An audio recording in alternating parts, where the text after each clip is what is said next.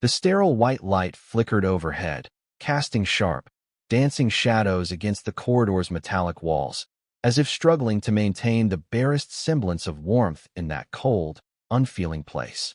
Rylis pressed herself against the chilly metal of her cell, her once lustrous violet skin dulled by weeks, perhaps months, of captivity. In the faint reflection of the translucent barrier that sealed her within, she caught a glimpse of her own face. Golden eyes still burning with defiance, high cheekbones that had once radiated pride, and lips set in a firm, unwavering line. Her knees trembled slightly, a sign that the last injection had not fully left her system, and that another dose would soon come to poison her blood. She knew the pattern too well. The facility was governed by a strict schedule, and she was merely Subject 92, an existence defined only by whether she would break under the next chemical onslaught. Footsteps approached, echoing down the corridor, each sound accentuated by the dreadful hush of the place. Rylis strained her ears, listening for any small changes in the measured march, but it was always the same. Dr. Varen, accompanied by the tireless hum of floating security drones. When at last he appeared on the other side of the barrier, his expression was calm and clinical, as though he viewed her only as a collection of data points to be recorded and analyzed. He nodded to a console, and the barrier began to dematerialize, dissolving into flickers of pale light.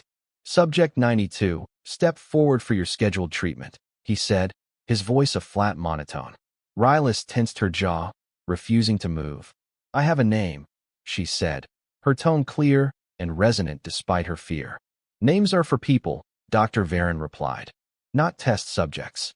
2 security drones floated in, each armed with a tranquilizer probe and the ability to administer enough electricity to cripple an adult Valnari, a species known for their durability.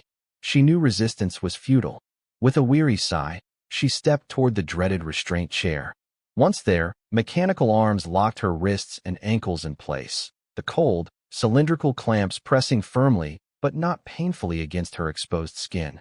How many times do I have to endure this? She spat, glaring up at Dr. Varen. He said nothing in response, merely prepared an injection of swirling purple serum, the ominous hue that promised torment beyond measure. As the needle punctured her skin, a burning sensation rushed through her veins, and she gasped, back arching involuntarily against the restraints. Her vision blurred, her heartbeat stuttered, then pounded fiercely in her ears. There was no way to resist the wave of forced desire that flooded her senses, an artificial compulsion so strong it blurred the line between her will and the tyranny of chemicals. Moments later, the final clamp released, and she stumbled back into her cell, body aflame with unnatural need, mind tethered to a deep, gnawing longing. She hated the confusion it caused, the way it made her own thoughts betray her. She clung to her memories, of starlit oceans on her homeworld, the silver glow of 2 moons in a turquoise sky, the laughter of her kin. Anything to anchor her identity in the face of this constant assault. In the corridor, Dr. Varen made notes on a data pad, instructing the drones to watch for any unusual fluctuations in Rylis's physiology. Then he left, vanishing into the labyrinth of the facility, leaving Rylis shaking with residual aftershocks. Some distance away on the same desolate planet, Orin Dax wrestled with the malfunctioning navigation console of his cargo ship. He was a pilot by trade, a man who prided himself on skillful landings and efficient deliveries, but the craft had entered a sudden gravitational anomaly that was not on his charts. Sensors blinked red, the engines sputtered, and the ground came up fast. Cursing in frustration, he managed to reduce the speed enough to avoid a deadly crash, but the ship slammed into a rocky expanse, throwing up clouds of dust and shrieking metal. When at last the craft settled, Orin exhaled a trembling breath, grateful to be alive. He ran diagnostics, but found one result after another lighting up in error. Stuck, he muttered, voice echoing in the empty cockpit. Clambering out, Orin surveyed his surroundings, a vast, rocky wasteland with a dark sky overhead, tinged by a faint red hue, as though the atmosphere itself were stained with lifeless dust. As he began searching for a safe perimeter to pitch a short-term shelter, something flickered in his mind. It was a whisper, a mental brush like a feather across his consciousness. A plea, faint and desperate. Help me. He froze, certain he had imagined it. But the sensation came again, more insistent. Help me, please. Guided more by intuition than logic, Orin strapped on a portable scanner and ventured forth. His boots kicked up clouds of gritty sand as he trekked across the plain, eventually stumbling upon a concealed structure beneath an outcrop of jagged rocks. He approached warily, scanning for life signs, but the results were erratic, likely scrambled by some advanced cloaking technology. Inside the hidden facility, Dr. Varen paced through dim corridors where flickering lights cast elongated shadows. He moved from lab to lab, each containing devices of sophisticated malevolence, all aimed at harnessing telepathic power. As Rylis fought to keep her mind her own, she pushed out a final telepathic signal with what strength she had left. She reached blindly across the mental plane, uncertain if anyone was near enough or receptive enough to hear her anguish.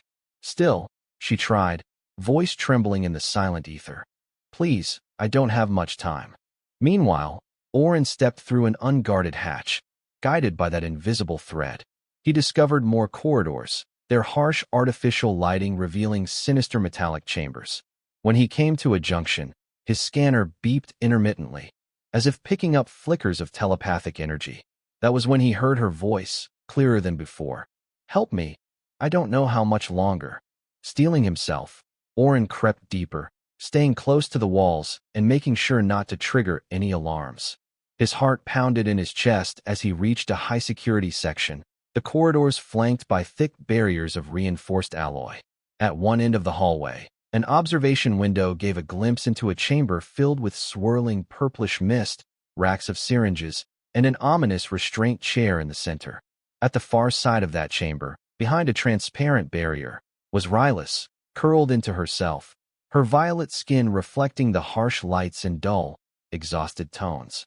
Their eyes locked, and, through the glass, she projected her desperate thought. I don't have much time. Before Orin could react, alarms blared, triggered by his unauthorized presence. He cursed under his breath, quickly ducking behind a cluster of machinery. Drones whirred overhead, scanning for the intruder, while red lights pulsed in an agitated rhythm. In the chaos, Orin's mind raced. He had to free her, but how? The facility was an impenetrable fortress of thick steel and advanced security systems. He needed a plan, needed to cause a distraction large enough to break her out of that cell. As the drones drew closer, Orin fired a small pulse disruptor at one unit, disabling it before it could detect him, then hid the device behind a panel. He continued, step by silent step, toward an auxiliary control room he had spotted on the facility's schematics. He hoped the minimal detail from his scanning device was accurate, because if not, he would be lost in a labyrinth of deadly corridors. Inside the cell, Rylis pressed her forehead to the cold wall, the throbbing ache of the serum's aftereffects making her feel disoriented. In her dizzy state, she sensed the short bursts of mental static as Orin engaged the drones. She concentrated, focusing on his presence, and sent a fleeting message, disrupt power. Shut it all down. She was not sure if he could hear her thoughts, but it was her only chance. The telepathic waves carried a primal urgency, reaching out across the intangible plane. Sprinting through hallways, Orin spotted a control console at the end of a small lab area. It was guarded by a pair of automatic turrets and a single drone, but everything seemed in disarray due to the triggered alarms. Taking a deep breath, Orin reconfigured his disruptor to release a high-impact electromagnetic pulse. He checked his watch, then counted down in his mind. 3, 2, 1, now. A bright surge of energy pulsed from his disruptor, short-circuiting the turrets and the drone. He dashed forward while the electronics sparked and fizzled, then set about hacking into the console, his fingers moving with frantic efficiency. Security systems were layered, each requiring different passcodes, but Orin was a resourceful smug. Glur, skilled in infiltration from a lifetime of operating in the galaxy's gray zones. He broke through the first 2 firewalls, sweat beading on his temple, as red lights continued to flash. Finally, with a triumphant beep, the system yielded. He wasted no time. Following Rylis's telepathic suggestion, he initiated a facility-wide blackout. overriding the failsafe that would have prevented such a total shutdown. Instantly, lights flickered, then plunged into darkness. Mechanical whirs dulled, and the continuous hum of electronics died. Deep within her cell, Rylis felt the barrier fizzle away, the last vestiges of energy that kept her imprisoned vanishing in a wave of static. She staggered to her feet, adrenaline surging, ignoring the throbbing confusion in her blood. Stumbling into the corridor, she braced against the wall, the forced desire still ripping through her nerves. But she pushed onward, remembering the presence she had felt, the human, Orin, who had come to save her. At the far end of the corridor, a small door hissed open, emergency lights casting an eerie glow across the floor. There, in the doorway, stood Orin, framed by red strobing luminescence, his gaze fierce yet compassionate. "Can you walk?" he asked, stepping closer. Rylis nodded, swallowing hard. "I think so," she whispered, her voice raspy from disuse. They hurried together through the facility, but the partial power outage meant they had limited time before emergency generators kicked in. Rylis leaned on Orin's arm for support, her telepathic powers swirling in her mind like a barely contained storm. "I'm so tired," she murmured, trying to maintain consciousness despite the potent serum urging her toward an addictive need. Orin forced a smile. "Stay with me. We'll get you out of here," he said, wrapping one arm around her waist. The closeness eased her trembling, a comforting warmth in the midst of so much cold metal and cruelty. Yet the reprieve was short-lived. Security drones, likely powered by separate backups, drifted around a corner, scanning the hall. Orin raised his disruptor, but the drones fired first, releasing a volley of stun rounds that forced them to dive behind a bulkhead. "We won't last long in a direct fight," Orin whispered, voice hushed by the risk of detection. Rylis's golden eyes glinted in the dim red light. Despite her weakened state, she tapped into her telepathic gifts, focusing on the drone pilot's simple mental patterns. She projected a burst of confusion into their mind nodes, causing the drones to hover erratically, firing in random directions.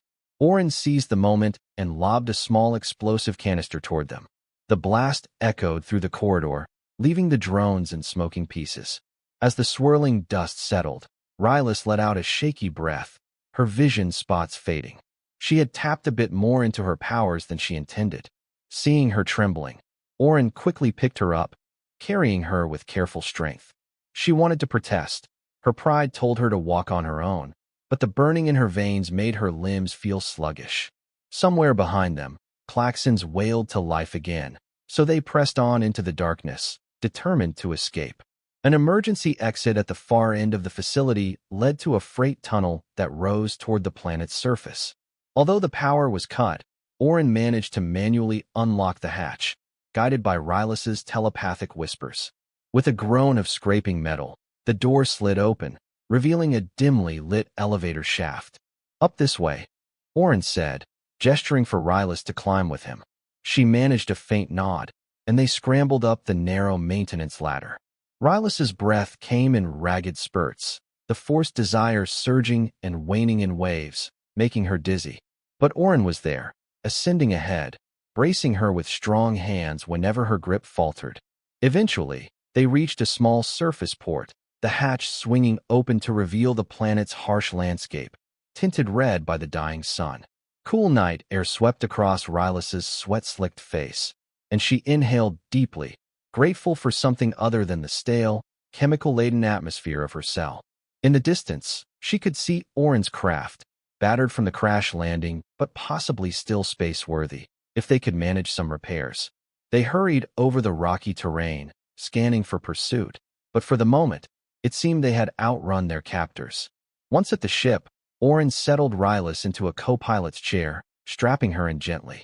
He rushed to the engine room and began bypassing damaged systems, rewriting code to trick the onboard AI into a limited ignition sequence. Every so often, he called out to Rylis, "Hang on, we're almost ready to take off," and she would whisper back, fighting the trembling in her body, I'm still here." At last, with a thunderous roar, the engines came online, the ship lifting off from the ground in an unstable hover. Smoke hissed from the rear thrusters, sparks shooting from a damaged power conduit, but it held aloft. Orin guided it upward, and they broke through the planet's dusty atmosphere, the sky transitioning from deep maroon to inky black, studded with distant stars. In the cockpit, Rylis slumped against the seat, her chest heaving from exertion. She could feel the serum's vial echo within her, twisting her desires, warping her sense of reality. But she also felt an anchor in Orin's presence. His concern, his determination to save her from the fate Dr. Varen had orchestrated. "Thank you," she said in a small voice, her telepathic tone tinged with sincerity. Orin glanced over, giving a tight nod. "You're welcome.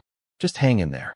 They set a course for a remote asteroid outpost known for its black market medical facilities, hoping to find someone who could neutralize the serum's effects. All the while, Rylis drifted in and out of a feverish dream state, flashes of her homeland mixing with the unnatural cravings the chemicals had implanted in her. Sometimes she would awaken, head resting on Orin's shoulder, feeling his comforting warmth. In those moments, she realized how tenuous her grip on reality was, and how much she relied on him to hold on to her true self.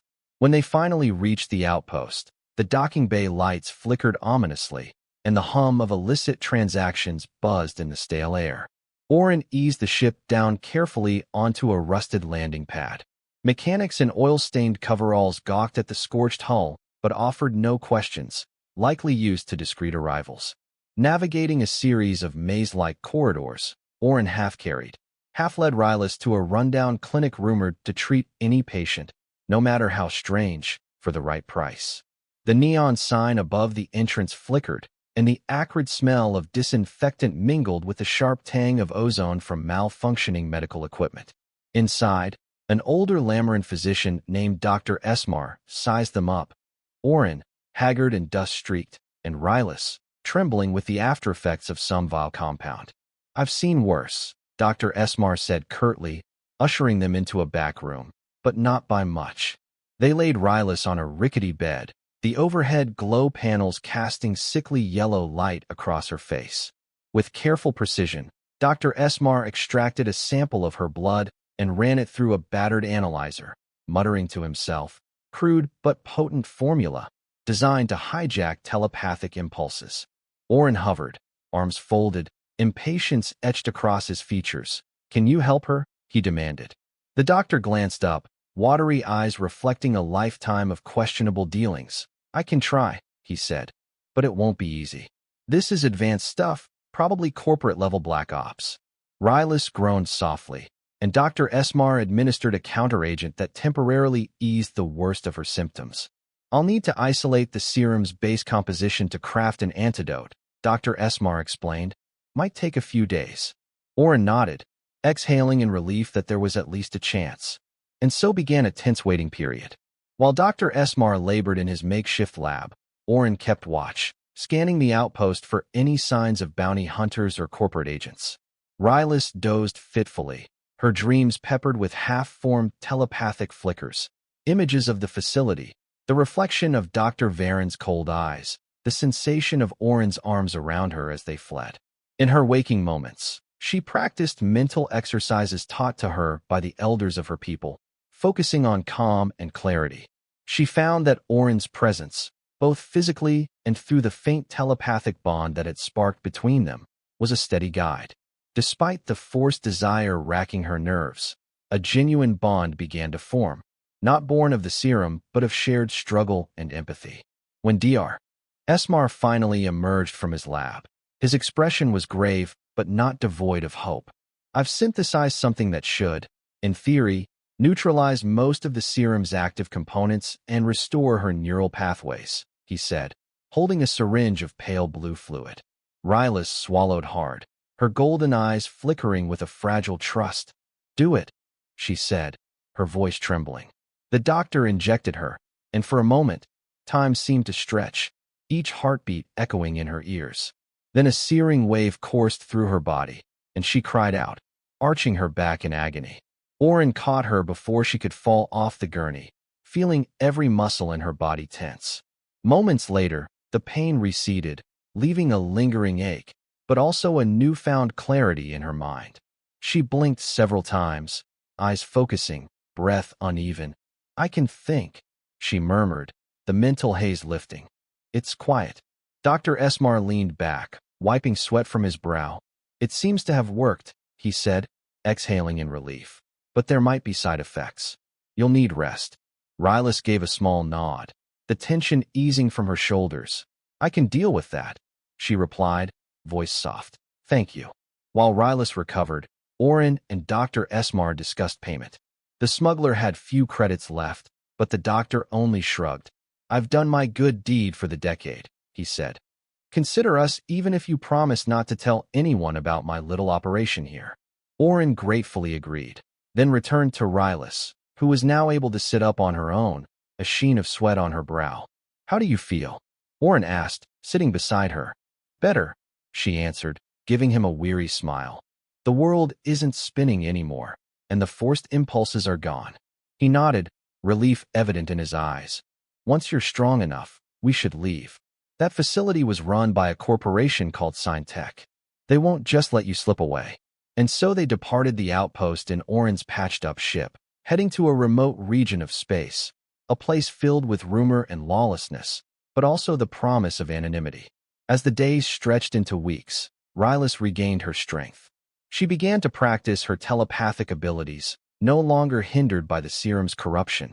Orin observed with quiet fascination as she honed her skills, moving small objects with telekinesis, projecting calm thoughts, sensing emotional undercurrents.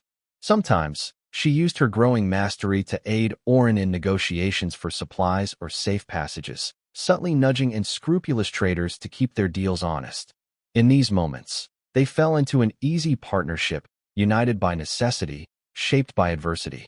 Eventually, Rylis confided in Orin about her homeworld, describing silver sands and crystal-lace seas, the gentle hum of telepathic songs that bound her people together. She explained how Scientech had lured several of her kin away with false promises of exploration, only to abduct them for twisted experiments. Orin listened intently, guilt knotting in his stomach. He had worked for various shady employers in the past, often without asking questions, but hearing Rylis' story brought home the human cost of corporate greed. One quiet evening, as starlight seeped through the ship's cockpit windows, he turned to her. We can't let them get away with this, he said, voice tight with resolve. Rylis' gaze flickered, her golden eyes reflecting the faint glow of distant suns. No, we can't, she agreed. In the weeks that followed, they pieced together intel about Scientech's operations. Rylis reached out telepathically, searching for the faint traces of her enslaved kin. They discovered that many were imprisoned on a newly constructed station orbiting a lifeless moon at the galaxy's fringe. This station, known as the Celestial Crown, was rumored to be a fortress of cutting-edge research, bristling with security, and home to the corporation's most guarded projects. Yet Rylis and Orin were not alone. Word of Scientech's atrocities had spread through quiet channels, prompting others, spacers, hackers, renegades, to assist in whatever small ways they could. A plan began to form. A bold infiltration to free the telepaths and destroy the data Scientech had collected, ensuring no further experiments could continue. Under the cloak of a pirated access code, Orin navigated their ship close to the Celestial Crown, staying hidden amongst asteroids in the system's outer belt. They waited until a supply freighter approached the station, then slipped into its shadow, piggybacking on the freighter's docking protocol. Once inside, they donned maintenance uniforms, forging IDs with help from a rogue hacker who had no love for Scientech. Rylis kept her telepathic presence subdued, masking herself behind the background noise of the station's many minds. Carefully, they moved through corridors similar to the old facilities, but grander, sleeker, and more heavily guarded. Deep within the Celestial Crown, they found a labyrinth of holding cells, each containing telepaths from various worlds. Some were young, nearly children, their eyes hollowed with fear. Others were older, their expressions hardened by hopelessness. Rylis felt a surge of empathy, tears burning at the corners of her eyes, but she kept her composure. This ends now, she whispered to Orin, who nodded, jaw clenched.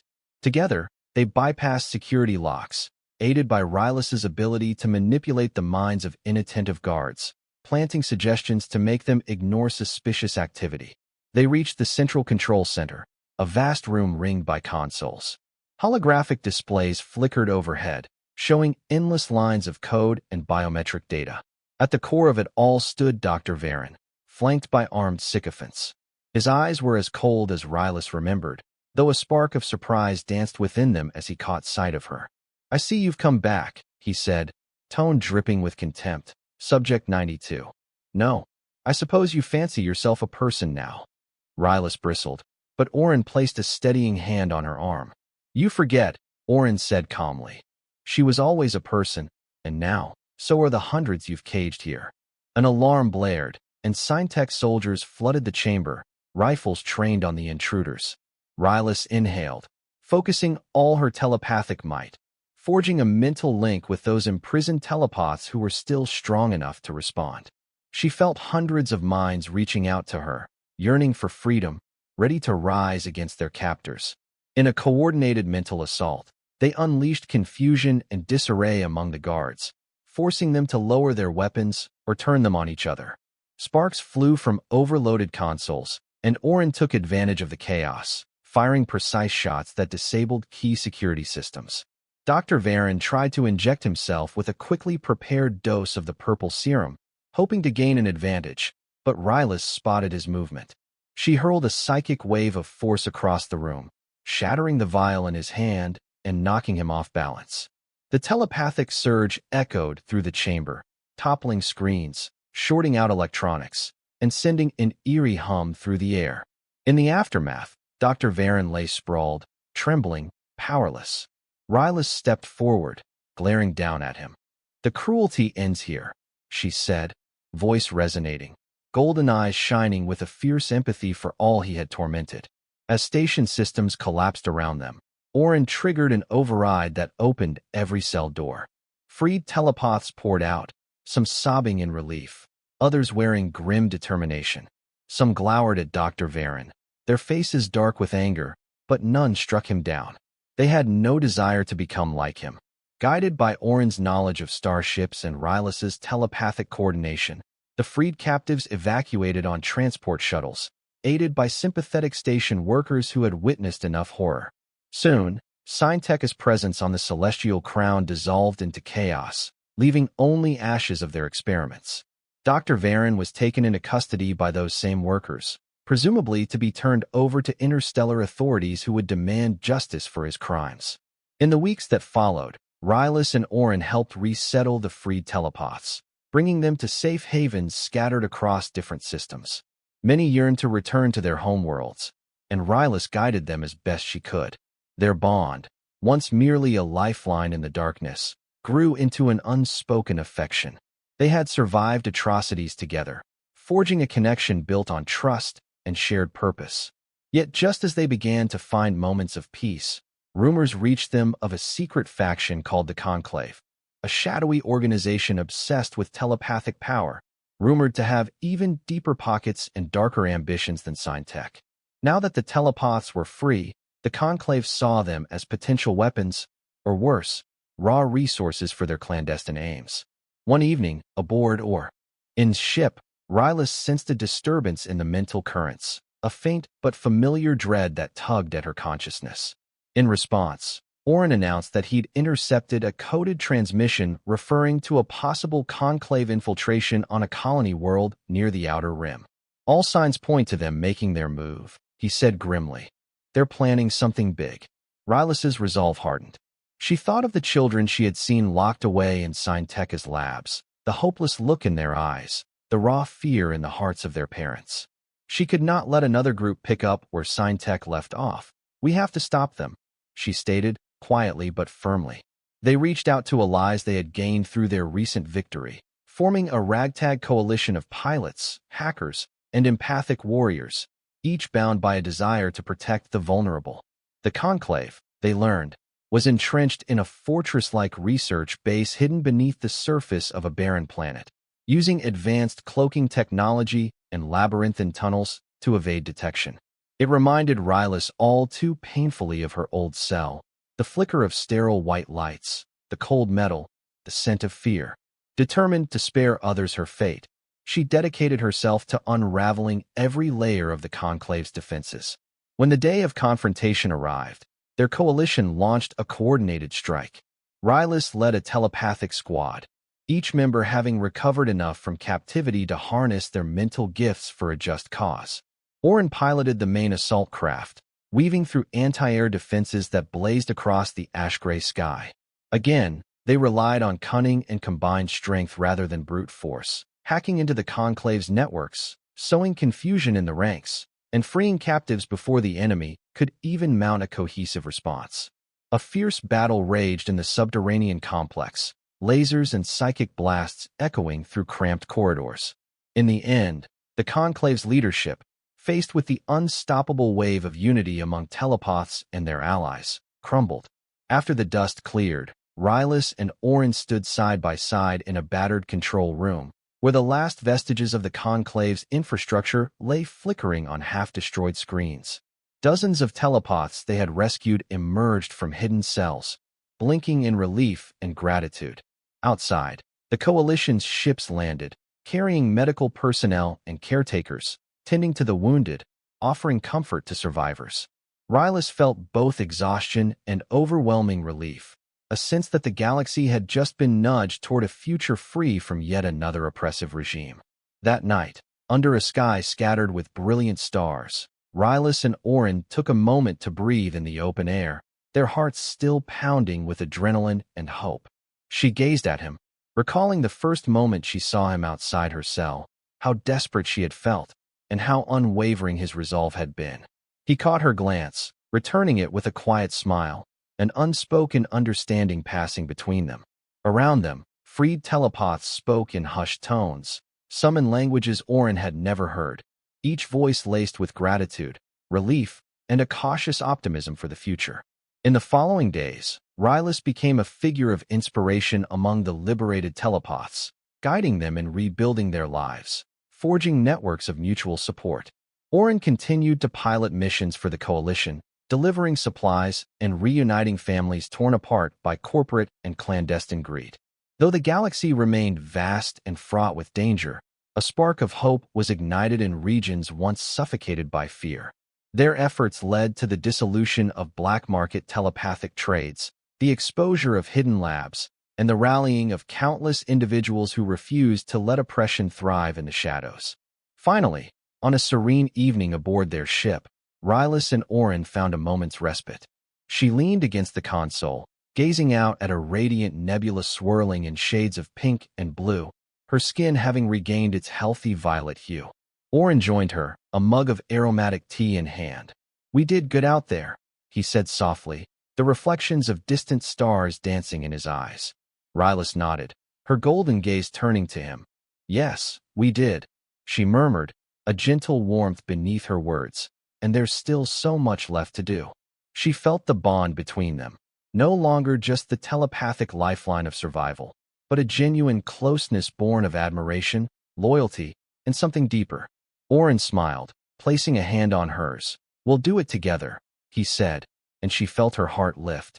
In that quiet moment, with the hum of the engines providing a steady lullaby and the swirl of cosmic dust dancing beyond the cockpit windows, they both allowed themselves a rare luxury. The knowledge that, after all the horrors they had overcome, they were still capable of hope. And so, in a galaxy that had once seemed overwhelmingly cruel, two souls found solace in each other, forging a path toward a brighter future, step by step, day by day, together. Their story, once marked by captivity and desperate pleas, now ended in the promise of a new dawn, a shared journey toward freedom and a lasting peace. And for that night, at least, as the stars shimmered in silent vigil, they allowed themselves to be happy. Aboard their ship, which had once been on a simple cargo run, they now carried something far more precious. A renewed purpose, a grand responsibility, and an unbreakable bond. Enslaved no more, Rylis was free, not just of physical chains, but also of the serum that had threatened to twist her very soul. She was free to be herself, to shape her destiny, and to stand tall alongside Orin. And in that freedom, in that alliance, a better tomorrow awaited them both. So the night wore on, the echoes of conflict fading into memory, replaced by the quiet hum of life that pulsed throughout the ship. Survivors slept in the cargo hold temporarily converted into bunks, trusting in their newfound safety, trusting in Rylis and Orin. And somewhere beyond the vast starfields, new possibilities opened like petals of a cosmic flower, beckoning them onward. For the first time in what felt like forever, Rylis closed her eyes without fear, cradled by the gentle background noise of the engine, warmed by the presence of a friend, perhaps something more, by her side. No longer an experiment, no longer a captive, but a person with a name, a life, and a future. She breathed a final contented sigh, letting the last vestiges of dread slip away. Tomorrow would bring more challenges, more missions, and the uncertain swirl of destiny. But for tonight, at least, in the safe cocoon of starlight and compassion, the two of them found peace. And in that peace, a promise of happiness that would not, could not, be extinguished by any new threat. For they had each other, and they had hope.